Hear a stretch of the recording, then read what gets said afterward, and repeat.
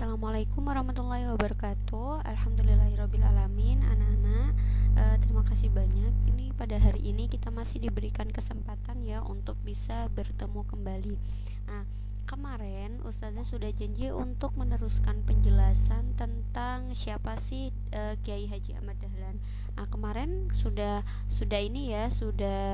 banyak mempelajari tentang tempat-tempat bersejarah dari perjuangan Kiai Haji Ahmad Dahlan, silsilah keluarga dari Kiai Haji Ahmad Dahlan, dan juga pedoman ayat-ayat yang menjadi pedoman utama dari Kiai Haji Ahmad Dahlan seperti itu.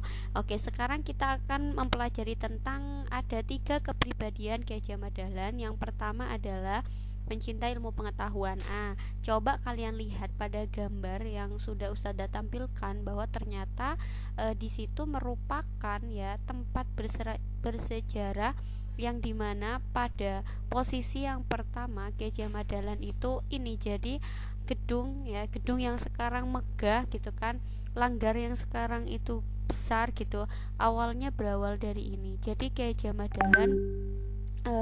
Ahmad Dahlan bagaimana caranya bisa menyampaikan dakwah, bisa menyampaikan dakwah dan bisa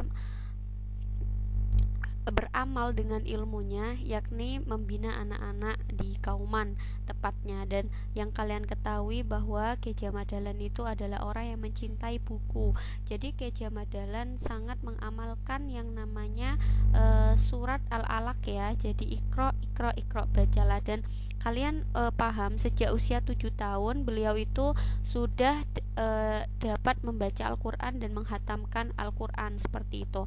Jadi memang dari dasarnya beliau itu merupakan orang yang cerdas pemikirannya dan serta bisa mempengaruhi teman-temannya seperti itu.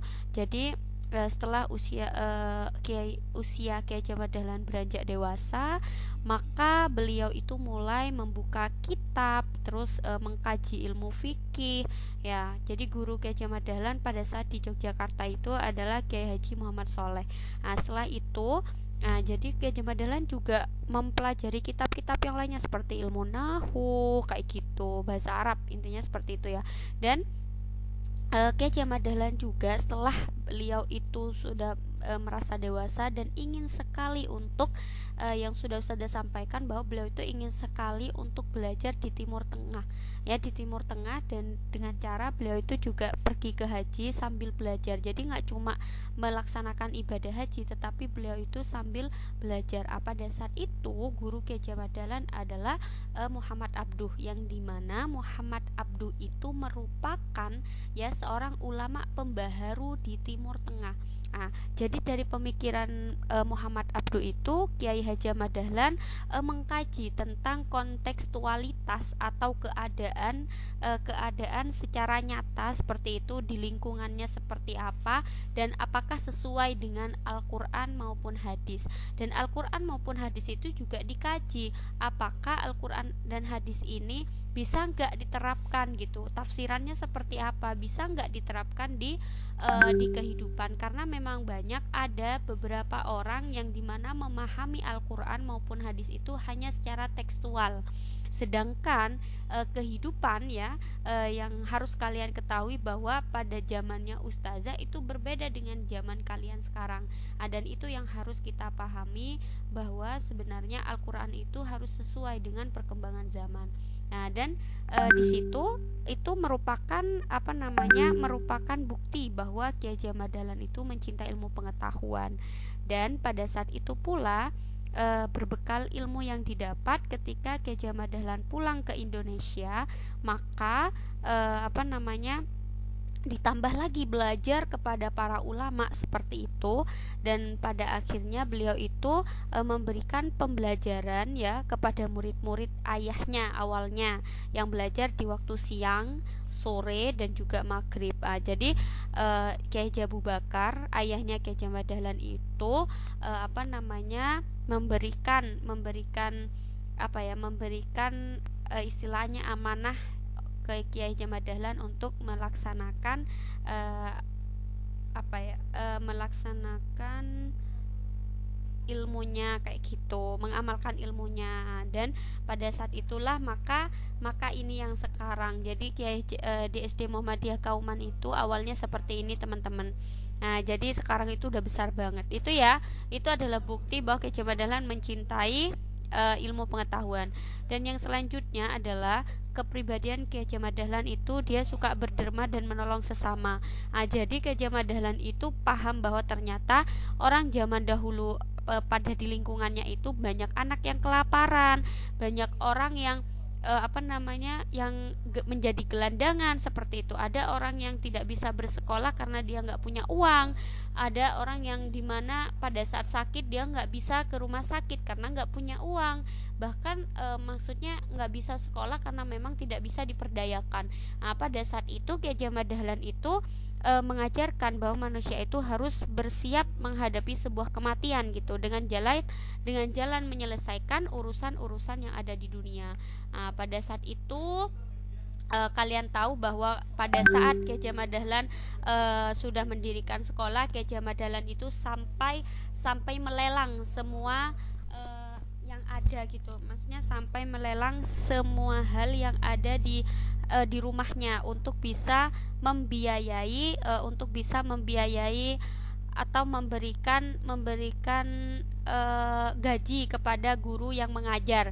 Itu Kiai Haji Dahlan. Jadi dia mau berbuat untuk orang umum dan mau mengorbankan kehidupan pribadinya. Nah, itu adalah kepribadian dari Kiai Haji Dahlan. Dan pada saat itu yang menjadi dasar maka Kiai Haji Dahlan mendirikan sebuah persyarikatan yaitu Muhammadiyah. Dan pada saat ini yang kalian ketahui bahwa rumah sakit PKU ya, khususnya juga di Yogyakarta itu sudah banyak banget ya. Jadi ada di Bantul juga ada, terus PKU kota di Jogja juga ada, terus banyak sekali ya PKU, bisa kalian cari-cari juga untuk datanya kalau memang mau melihat. Dan memang maksudnya kualitas dari rumah sakitnya juga bagus gitu. Terus yang selanjutnya maka di sini pada saat ini sudah banyak berdiri panti-panti asuhan yang dimana di panti asuhan itu juga menghasilkan kader-kader yang istilahnya walaupun dia orang yang tidak berada awalnya bisa bersekolah, bisa ke perguruan tinggi seperti itu. Jadi itu adalah hasil dari pengorbanan dan dari kepribadian Kiai Haji Dahlan yang suka berderma dan menolong sesama. Maka perlu kita ketahui bahwa ketika kita menanam sesuatu hal yang baik, maka yang akan terjadi juga sesuatu hal yang baik seperti itu. Itu ya.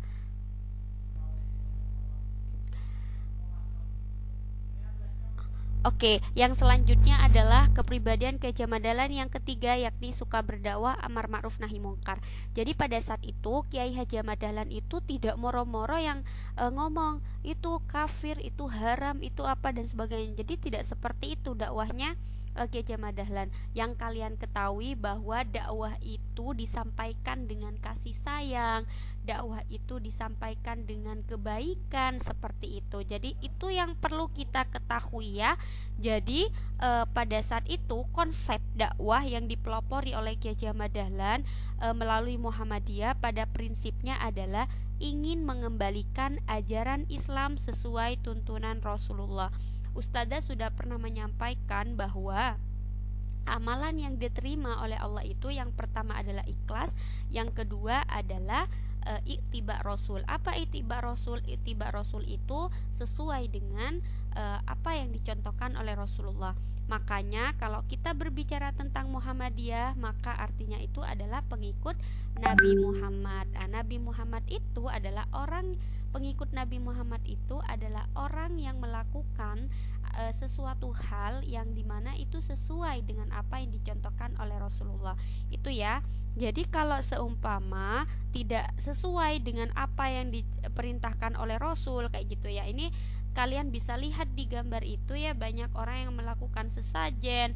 Nah, jadi itu tidak sesuai dengan ajaran Rasul gitu. Dan walaupun itu paham bahwa ternyata dia itu sebenarnya mengaplikasikan hal-hal yang seperti itu dengan cara untuk menyembah sesembahannya gitu kan ya, tetapi itu tidak sesuai dengan ajaran Islam. Maka di situ Kiai Haji Dahlan mau berdakwah. Dan kalau nanti kita sudah belajar tentang atau menonton film Sang Pencerah, maka bisa kita ketahui bahwa Ki Haji Ahmad Dahlan itu juga berdakwah kepada muridnya itu dengan mencontohkan biola gitu, memainkan biola. Jadi dakwahnya Ki Haji Ahmad Dahlan itu santun. Terus oleh itu ya, jadi Ki Haji Ahmad Dahlan itu berusaha untuk memberantas pengaruh-pengaruh yang dapat merusak akidah Islam. Contohnya tahayul. Jadi sesuatu hal yang memang tidak ada tapi diada-adakan. Itu juga nggak ada sebenarnya. Itu namanya tahayul. Contoh, kok ada kupu-kupu ya di jendelaku, berarti apa? Kalau ada kupu-kupu di jendela itu katanya akan ada rejeki atau akan ada tamu. Itu tahayul, tidak ada gitu kan, tidak ada tuntunannya. Terus yang selanjutnya bid'ah.